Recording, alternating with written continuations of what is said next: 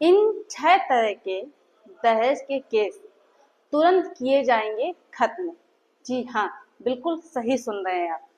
आज हम आपको 6 प्रकार के ऐसे दहेज के केस बताने वाले हैं कि अगर कोई महिला उनमें से एक भी दहेज का केस करती है तो तुरंत खत्म किए जाएंगे। तो ये वीडियो आप लोगों के लिए बहुत ही ज्यादा महत्वपूर्ण है। जो ये दहेज के केस हैं, इसमें 6 प्रकार के दहेज के केस की एक लिस्ट बनी है। उनमें से अगर आपका कोई भी एक दहेज का केस लगा हुआ है तो वो तुरंत खत्म किया जाएगा। तो वो कौन सी लिस्ट है, कौन कौन से दहेज के केस है, आज हम इस वीडियो के माध्यम से आप लोगों को विस्तार में बताने वाले हैं। तो आप लोगों को करना क्या है कि वीडियो पूरा अंत तक देखना है, बिल्कुल भी स्किप नहीं करना है, तभी आप लोगों को अच्छे से जानकारी समझ में आएगी। दूसरा काम आपको ये करना है कि अगर आप नए हैं, चैनल में पहली बार आए हैं, तो ये आपका ही चैनल है, आप इसे सब्सक्राइब जरूर कर दें, साथ में बेल आइकन जरूर दबा दें, जिससे कि हम जो भी नई अपडेट डालें उसका नोटिफिकेशन आपके पास आता रहे और आप जानकारी प्राप्त करते रहें। नमस्कार दोस्तों, मैं एडवोकेट दिव्या, आपका आपके इस यूट्यूब चैनल में स्वागत है। कई बार ऐसा होता है, पति या पति के घर वाले जो होते हैं वो दहेज की डिमांड नहीं करते हैं, लेकिन पति ने दहेज की डिमांड की हो या ना की हो, लेकिन पत्नी के द्वारा फिर भी दहेज का केस कर दिया जाता है। पति पत्नी के बीच में जब भी कोई आपसी विवाद होता है तो पत्नी क्या करती है कि अपना ससुराल छोड़ के अपने मायके चली जाती है, और मायके जाने के बाद वो जो सबसे पहला काम करती है वो यही करती है कि मायके जाते ही अपने पति व पति के घर वालों के ऊपर दहेज का केस कर देती है। तो जब झूठा दहेज का केस होता है तो पति बहुत ही ज्यादा परेशान होता है, डिप्रेशन में रहता है, बहुत ही ज्यादा स्ट्रगल करनी पड़ती है उसको। तो अगर पति के पास अच्छे एविडेंस है, साक्ष्य है, पति को कोई गलती नहीं है, तो पत्नी के पास तो साक्ष्य होंगे नहीं, और पति के पास साक्ष्य है और कोर्ट में ये साबित हो जाता है कि जो पत्नी के द्वारा पति के ऊपर केस किया गया था ये झूठा है, तो उस केस से पति बरी हो जाता है। बरी तो हो जाता है पति, लेकिन जो बरी होने के पहले का जो समय होता है, जब से केस होता है उसके बीच में, तो होता ये है कि समय बहुत ज्यादा बर्बाद होता है, दूसरी बात पैसा भी बर्बाद होता है। तो इस तरह से झूठे जो केस किए जाते हैं, बहुत सारे झूठे केस माननीय सुप्रीम कोर्ट तक पहुंचे हैं, और उन्होंने ये पाया भी है कि ये झूठे केस हुए हैं, और उनको देखते हुए सुप्रीम कोर्ट ने पति के पक्ष में फैसले भी दिए हैं, कुछ गाइडलाइंस भी दिए हैं, जो कि मैंने अपने चैनल में बहुत सारे वीडियो ऐसे बना रखे हैं जिसमें इन जजमेंट के बारे में बात बताई है मैंने। आपको भी इस विषय में अगर वीडियो चाहिए, जजमेंट चाहिए, तो आप मेरे चैनल में जाकर के और भी वीडियो देख सकते हैं। तो आज मैं इस वीडियो के माध्यम से आपको बताऊंगी कि कौन से ऐसे दहेज के केस हैं जिनको माननीय सुप्रीम कोर्ट के द्वारा खत्म किया गया है। और आज मैं आपको ऐसे जजमेंट के बारे में भी बताऊंगी जिसमें ऑनरेबल सुप्रीम कोर्ट ने कुछ गाइडलाइंस भी बताई हैं। तो वो कौन सा जजमेंट है, क्या गाइडलाइंस है, पूरी जानकारी के लिए आपको ये पूरा वीडियो अंत तक देखना है, बिल्कुल भी स्किप नहीं करना है। जिस जजमेंट के बारे में हम आपको बताने वाले हैं उसमें होता ये है कि एक पार्टनर की शादी 2008 में होती है,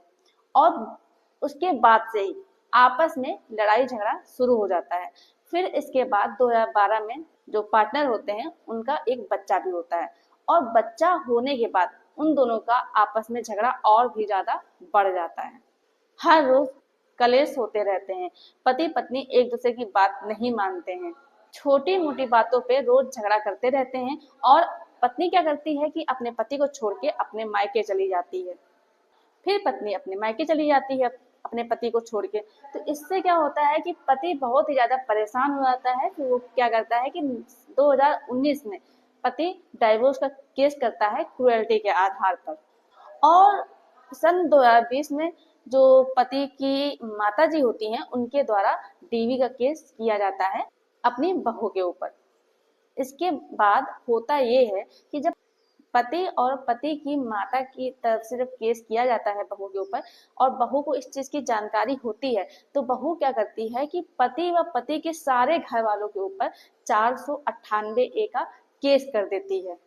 तो जैसे ही पत्नी एफआईआर करती है 498 ए को लेकर के, तो फिर इसके बाद इन्वेस्टिगेशन चालू होती है पुलिस के द्वारा। जब पुलिस इन्वेस्टिगेशन करती है तो वो ये पाती है कि जो सास ससुर हैं उनका इस मैटर में कोई भी रोल नहीं है और उनको उस जो एफआईआर है, जो नाम लिखाए गए थे, उससे उनका नाम हटा दिया जाता है। यानी कहने का मतलब ये हुआ कि जब इन्वेस्टिगेशन हो जाती है तो कोर्ट में जाती है चार्जशीट, और जब चार्जशीट जाती है कोर्ट में तो उसमें पति के जो माता पिता होते हैं उनका नाम हटा दिया जाता है, सिर्फ पति का ही नाम रखा जाता है। इसके बाद इस चीज को देखते हुए पति बहुत परेशान होता है, क्योंकि पति ने कोई गलती ही नहीं की है। तो पति सोचता है हम तो बुरा फंस रहे हैं, तो वो एफआईआर को क्वेश कराने के लिए जाता है ऑनरेबल हाई कोर्ट, और वहां पर जब जाता है तो वहां से भी उसे सक्सेस नहीं मिलती है। जब ऑनरेबल हाई कोर्ट के द्वारा एफआईआर को क्वेश नहीं किया जाता है तो पति जब ऑनरेबल सुप्रीम कोर्ट जाता है, वहां पर अपनी बात रखता है और बताता है कि मैंने क्वेश्चन के लिए एप्लीकेशन दी थी ऑनरेबल हाई कोर्ट में, वहां पर क्वेश नहीं की गई है मेरी एफआईआर। इसलिए जब ये सब बातें ऑनरेबल सुप्रीम कोर्ट को पता चलती है तो ऑनरेबल सुप्रीम कोर्ट सारे मैटर को बहुत ही ज्यादा गहराई से देखती है। आप लोगों को मालूम होना चाहिए कि जब भी ऑनरेबल सुप्रीम कोर्ट के पास कोई मैटर जाता है तो वो उस मैटर को बहुत ही ज्यादा गहराई से यानी कि गंभीरता से देखती है। तो इस जजमेंट में होता यह है कि ऑनरेबल सुप्रीम कोर्ट 6 तरह की गाइडलाइंस बताते हैं, जिसमें अभी तक पतियों ने लाभ उठाया है और आगे उठाएंगे भी। तो ये वीडियो आप लोगों के लिए बहुत ही ज्यादा महत्वपूर्ण है, तो इसको बिल्कुल भी स्किप ना करें। इसके अंतर्गत जो पहली गाइडलाइन बताई थी वो ये बताई है कि अगर पत्नी के द्वारा सामान्य आरोप लगाए गए हैं और किसी का भी स्पेसिफिक रोल नहीं दिखाया गया है तो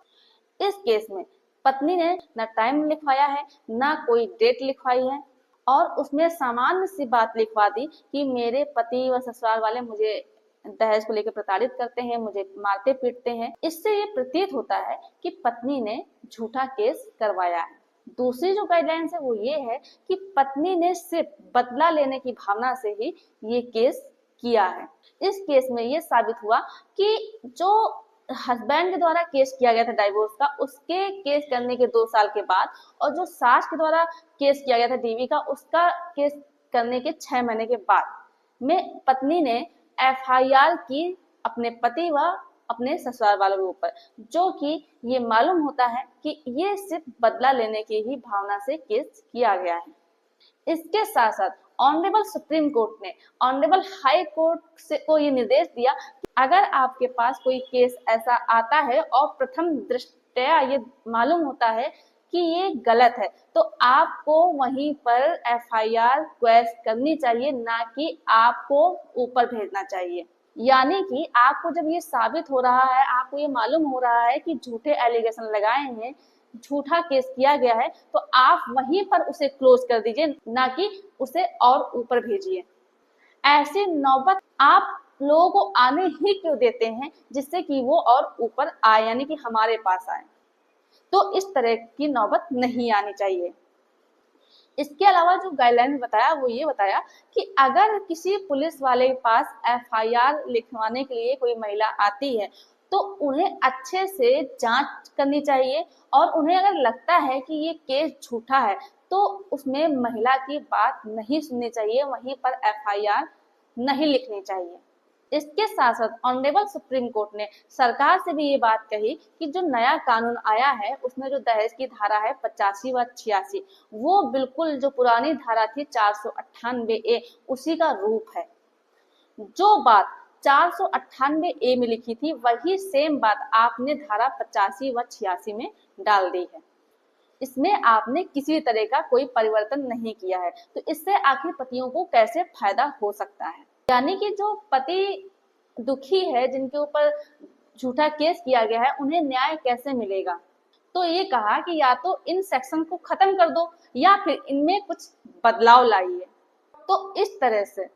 ऑनरेबल सुप्रीम कोर्ट ने सरकार से ये बात कही है, तो इसका प्रभाव सरकार के ऊपर पड़ा है और उन्होंने इन बातों को ध्यान में रखते हुए कुछ बदलाव करने की कोशिश की है।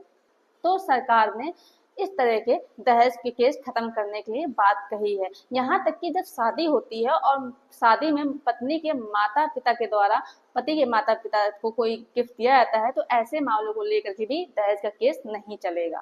दूसरी चीज है, अगर पुलिस ने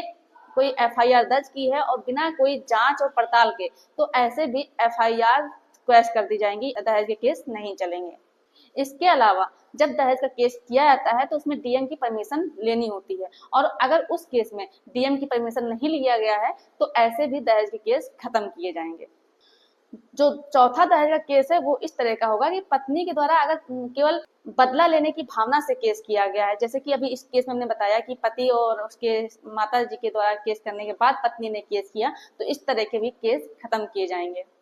इसके अलावा अगर पत्नी के द्वारा दहेज के केस में सामान्य बातें लिखवाई गई, उसमें किसी भी टाइम का, स्थान का, डेट का कोई भी जिक्र नहीं किया गया है, उसने सामान्य बात लिखवा दी है, जैसे कि मेरे पति के द्वारा, मेरे सास ससुर के द्वारा मुझे प्रताड़ित किया जाता है, दहेज की डिमांड की जाती है, तो ऐसे भी दहेज के केस नहीं चलेंगे। इसके साथ साथ अगर किसी संस्था के द्वारा पति के ऊपर जो आरोप लगाया गया उसे अगर साबित नहीं किया जाता है, अगर उन्हें लगता है कि पति सही है, पति ने कोई भी गलती नहीं की है, तो ऐसे भी दहेज के केस खत्म किए जाएंगे। यानी कि मीडिएशन के द्वारा, काउंसलिंग के द्वारा अगर ये पता चलता है कि पति निर्दोष है, तो उस तरह के दहेज के केस भी खत्म किए जाएंगे। तो इस तरह के झूठे केस अगर पत्नी के द्वारा किए जाते हैं तो वो बिल्कुल भी नहीं चल सकते हैं, लेकिन आपके पास प्रूफ होना चाहिए, एविडेंस होना चाहिए और कोर्ट को कन्विंस करना चाहिए। मेरे द्वारा दी गई जानकारी आपको पसंद आई हो तो वीडियो को लाइक जरूर कर दें, ज्यादा से ज्यादा लोगों को शेयर कीजिए, और अभी भी अगर आपने चैनल को सब्सक्राइब नहीं किया है तो प्लीज ये आपका ही चैनल है, आप इसे सब्सक्राइब जरूर कर दें। धन्यवाद।